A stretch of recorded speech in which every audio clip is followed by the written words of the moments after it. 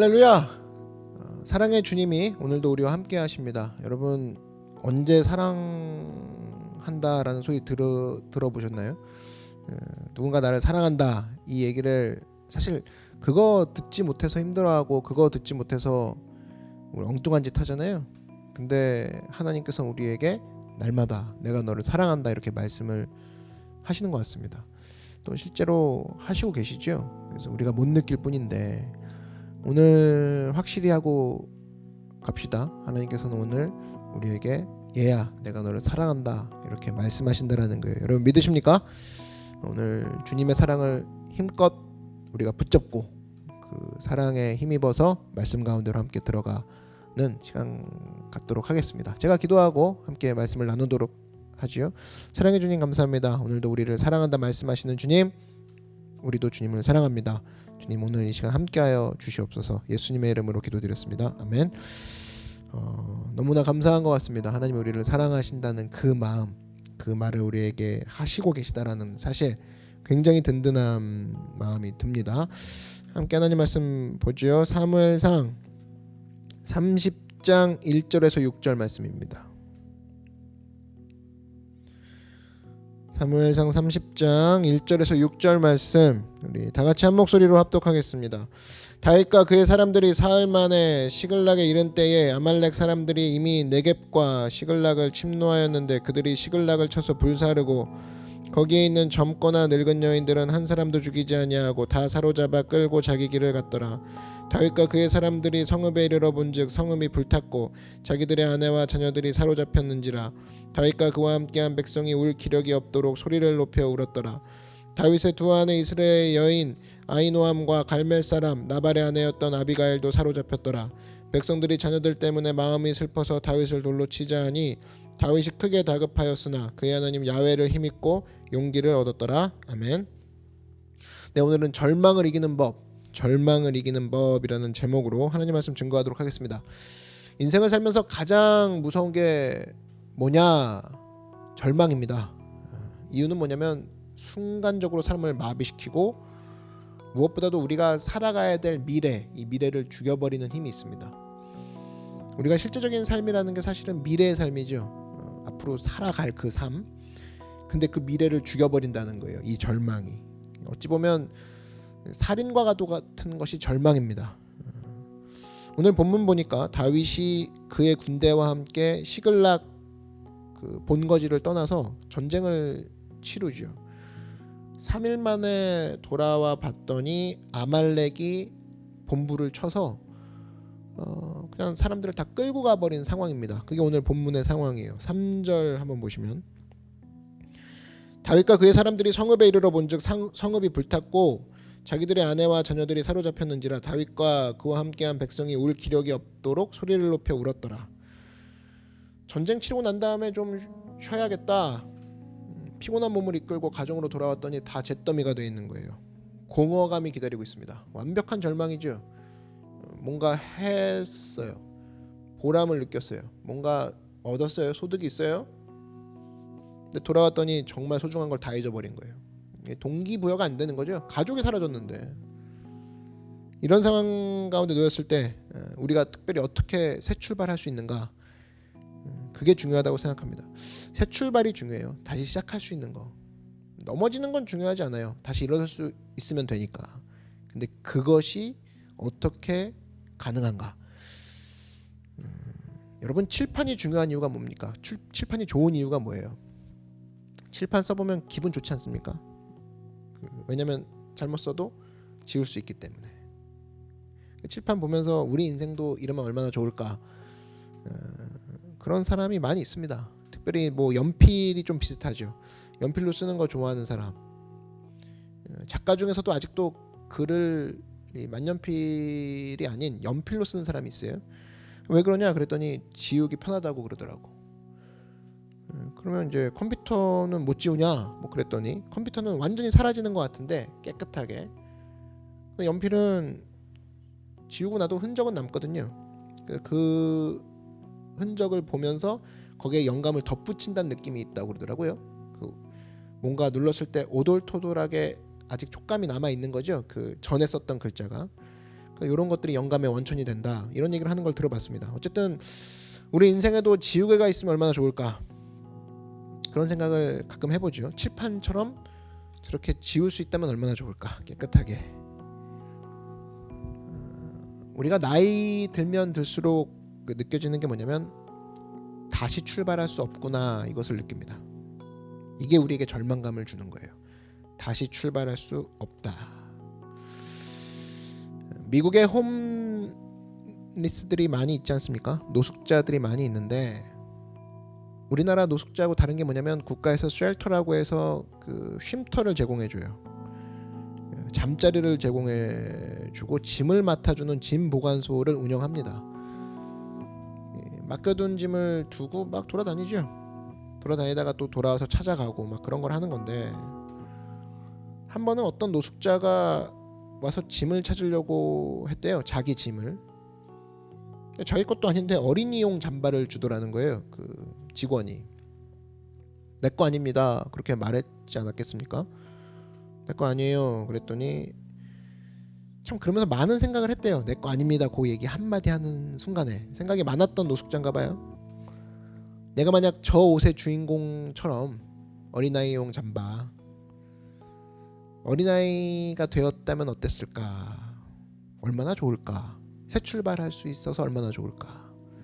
새롭게 인생을 살 수 있어서 얼마나 좋을까? 그런 생각을 잠깐 했다라는 거예요. 그런 생각을 잠깐 하고 있는데 그 쉘터를 맡고 있는 사람이 그러더라는 거예요. 잠바 주면서 당신은 하나님의 어린아이입니다. 당신은 이 옷의 주인이 아닐지 모르지만 You are a child of God. 당신은 하나님의 어린아이 아니겠어요? 이러는 거예요. 이 얘기 듣고 사람이라는 게 그 변화되려니까 이상하지 않습니까? 그 단순한 말 하나를 듣고 새 힘을 얻었다라는 거예요. 그래. 어린아이는 출발할 수 있는 언제나 출발할 수 있는 존재라면 나는 하나님 앞에서 어린아이지. 그 생각을 가졌다라는 거예요. 그러면서 새 출발하더라는 겁니다. 여러분 언제나 시작할 수 있는 사람이 바로 아이 아니겠어요? 아이. 가능성도 많고 시간도 아직 있고 여러 가지 시도해봐도 그 잠재적인 것들이 많아서 새 출발하는 나이. 아이죠 아이.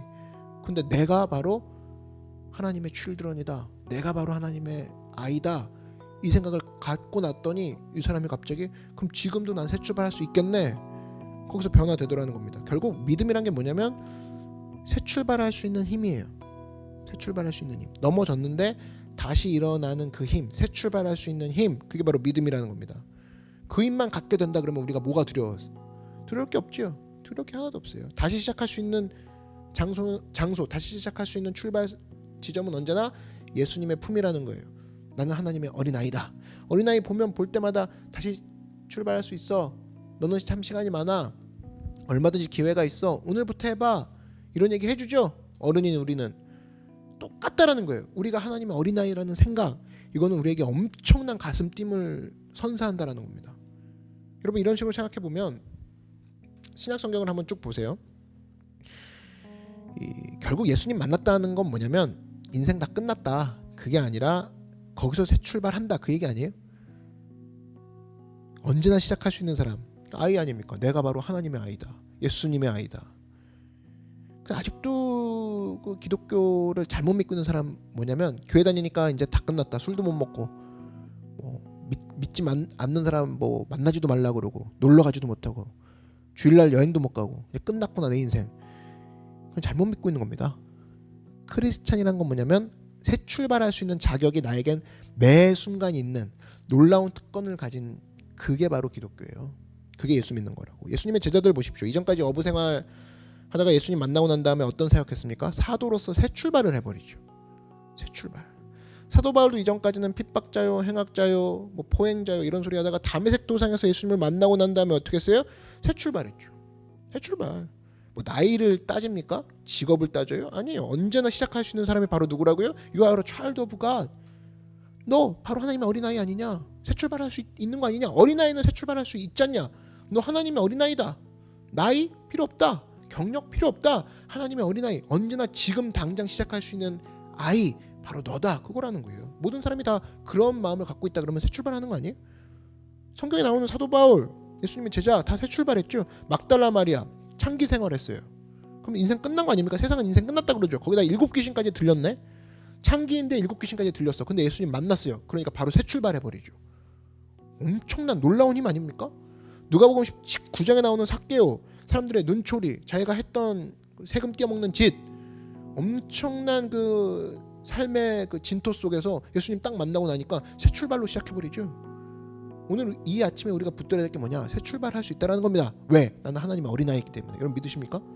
그거예요. 그거. 넘어지고 좌절하고 쓰러진 자리에서 내가 붙들어야 될 한 문장, I am a child of God. 나는 주님의 아이다. 엄청난 거죠. 엄청난 거죠. 나는 주님의 아이다. 저를 따라 한번 말씀해 주십시오. 나는 주님의 어린아이다. 어린아이 언제나 출발할 수 있죠. 오늘 이 아침에 그런 새 출발을 하는 길이 발견되어지는 시간 되길 바랍니다. 그러기 위해서 우리가 해야 될 거 뭐냐? 첫 번째 뭐냐? 새 출발하는 길을 발견하기 위해서 해야 될 첫 번째 방법, 기도하는 거겠죠. 오늘 6절 한번 보시면 이 백성들이 들고 일어나죠. 돌로 치자 하면서 들고 일어납니다. 하극상인데 백성들이 자녀들 때문에 마음이 슬퍼서 다윗을 돌로 치자 하니 다윗이 크게 다급하였으나, 그럴 수 있죠. 충분히 그럴 수 있죠. 다급했어요. 그런데 그의 하나님 야훼를 힘입고 용기를 얻었더라. 우리가 용기 얻는 자리가 어딥니까? 가만히 보면 그 상황은 항상 절망의 자리에서 용기를 얻어요. 절망의 자리에서. 지금 부하들의 하극상, 자녀들과 아내들이 탈취된 것을 보고 돌로 치자 그러죠. 이건 낙심 충분히 할 만하죠.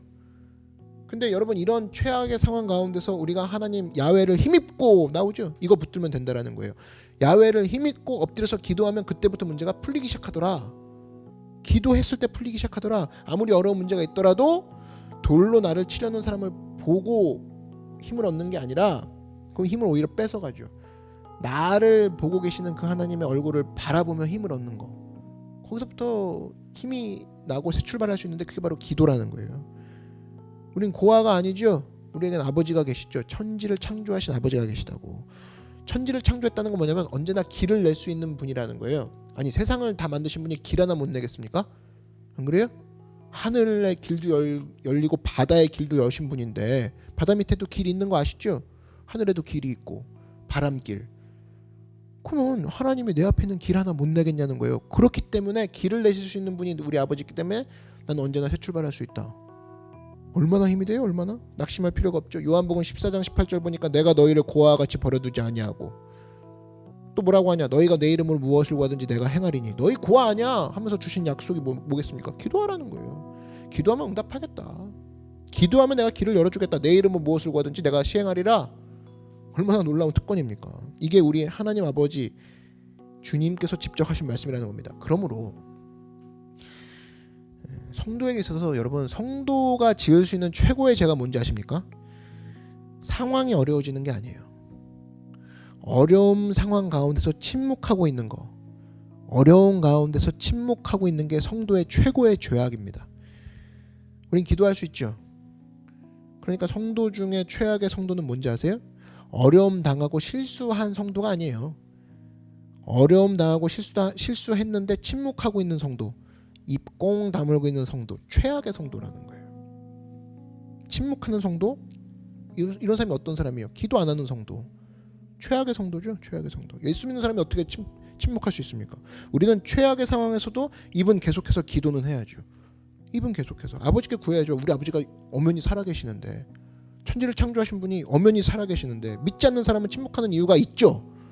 그런 사람은 부를 이름이 없기 때문에, 믿을 이름이 없기 때문에 신이시여 뭐 이럴 겁니까? 그럴 수도 없잖아요. 알지 못하는 신이시여 뭐 그럴 수도 없잖아요. 믿지 않는 사람들이야 부를 이름이 없으니까 절망할 수밖에 없고 침묵할 수밖에 없죠. 누구한테 얘기 할 사람은 자기가 결정하지 않았으니까. 근데 어떻게 예수 믿는 사람이 침묵할 수 있습니까? 그럴 수는 없다라는 거예요. 우리는 부르짖음이 있죠. 구하라고 그러잖아요. 구하라. 예수님이 나에게 구하라. 구해야 된다라는 거예요. 답을 구할 것도 없어요. 답을 몰라서 답을 구할 것도 없어요. 답은 우리가 당연히 모르니까 내 상태만 알아도 돼요. 내 상태만. 그렇게라도 하라는 거예요. 하나님, 나 절망입니다. 나 건져주십시오. 여기 다 해보십시오. 최악의 상황입니다. 6절 한번 보시면, 백성들이 자녀들 때문에 마음이 슬퍼서 다윗을 돌로 치자 하니 다윗이 크게 다급하였으나 그의 하나님 야훼를 힘입고 용기를 얻었더라. 영어 성경 보니까 David was greatly distressed.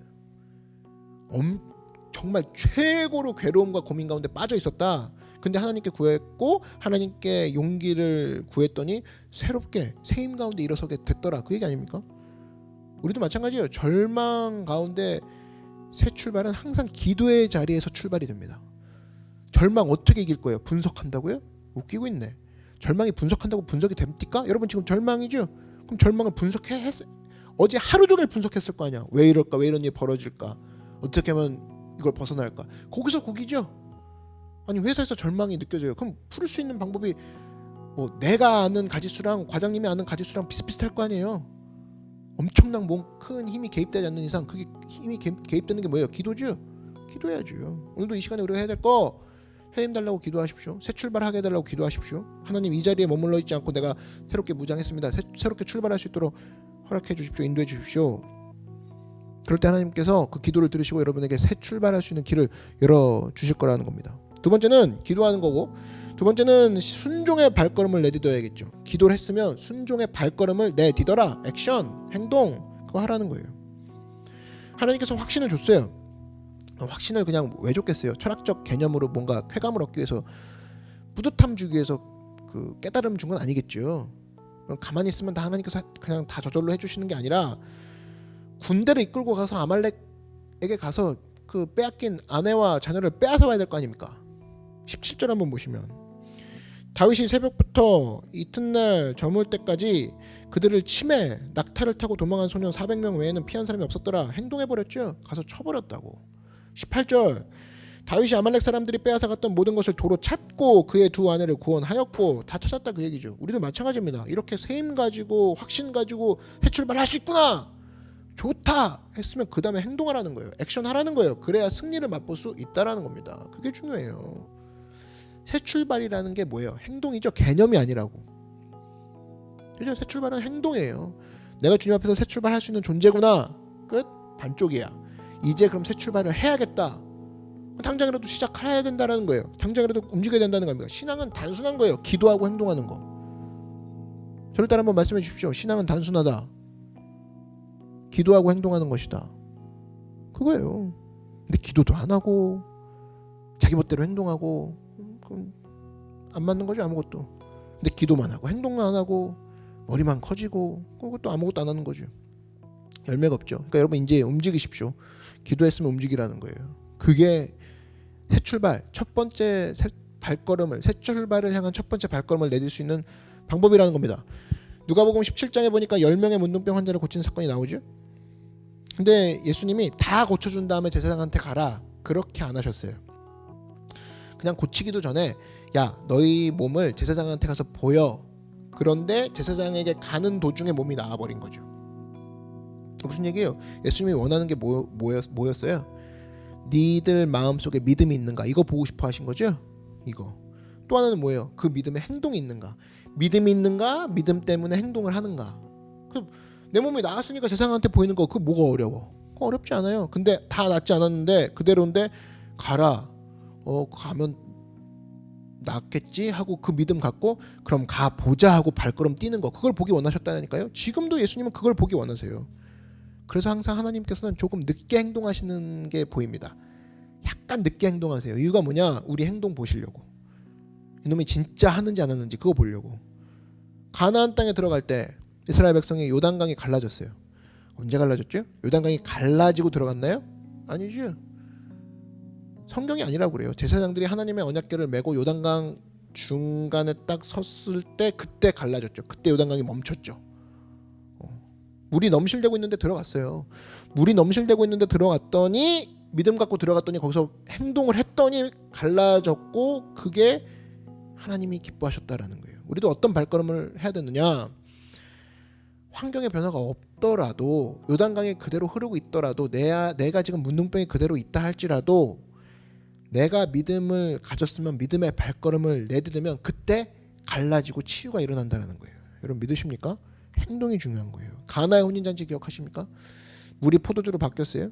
이 사건도 마찬가지죠. 예수님께서 물로 포도주를 다 변화시켜주고 난 다음에 갖다 줘. 이게 뭐가 어려워요? 오 놀라면서 갖다 주겠지. 그게 아니라 물로 된 상태를 갖다 주다 보니까 언제 변했는지도 모르게 변해진 거예요. 순종할 때죠. 순종할 때.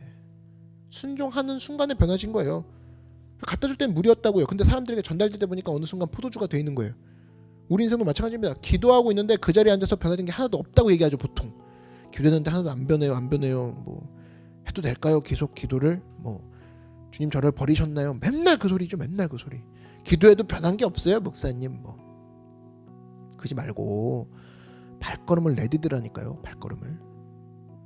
기도하고 가만히 있으면 아무것도 안 변해요. 기도하고 발걸음을 내디더라고. 내딜 때부터 그때 변화의 역사가 일어난다라는 겁니다. 그러므로 악한 마귀가 마지막 순간까지 노력하는 게 있는 게 기도하는 데까지를 막 막아보려고 해요. 기도 못하게. 근데 어떻게든 네가 기도를 하거든. 그러면 막다가 기도를 막다가 안 되잖아요. 그럼 그 다음에 마귀가 뭐를 막느냐면 행동을 막기 시작합니다. 기도는 엄청나게 했는데 행동을 하나도 못하게 해. 행동을 막는 최고의 비결이 뭐죠? 논쟁이죠. 꼬투리 잡아서 말싸움. 기도하고 난 다음에 행동 안 하고 계속 논쟁하게 만듭니다. 그래서 하나님이 주신 것들 하나도 못하게 만들어요. 발걸음 내딛지 못하게 합니다. 주일 설교 듣고 논쟁하게 해요. 뭐 아무 남을 게 없는 거죠. 그래서 성경이 경계하는 건 뭐냐? 쓸데없는 문제. 그죠? 예배 후에도 뭐 논쟁 이런 식으로 매달리면서 논쟁하는 거 거기에 소모하지 말라는 거예요. 예배드리고 설교 듣고 무슨 논쟁을 할 게 뭐가 있습니까? 바로 행동으로 넘어가야지. 디모데전서 6장 20절 보니까 디모데야 망령되고 헛된 말과 거짓된 지식의 반론을 피함으로 내게 부탁한 것을 지키라. 예배 후에 설교 후에 논쟁한다 그러면 피하십시오 여러분. 대꾸할 가치도 없습니다. 그딴 걸 대꾸할 게 뭐가 있어요. 행동하기도 바쁜데. 대신에 뭐 하라는 거예요? 액션하라. 행동하라. 믿음 가지고 발걸음 내디더라. 그러면 승리할 수 있다라는 겁니다. 지금도 보면 답답해요. 기도하고 행동해야 되는데 설교 듣고 행동해야 되는데 맨날 머릿속으로만 돌려요. 해봤더니 안 되는데요. 뭐 결국엔 주님은 사랑하시는 건 맞겠죠? 맞지. 당연히 맞지. 그럼 해라고. 제발. 뭐 머릿속으로만 그냥 주님을 철학이에요? 철학해요? 주님을 이렇게 맞춰봤다 저렇게 맞춰봤다. 행동은 하나도 안 하고. 그러니까 주님 다 알고 저는 주님 다 아는 것 같아요. 마귀한테 속고 있는 겁니다. 그러면 여러분 열심히 기도하고 확신을 주셨어요. 그러면 이제 할 일이 뭐죠? 믿음의 발걸음, 순종의 발걸음 넘어가야죠.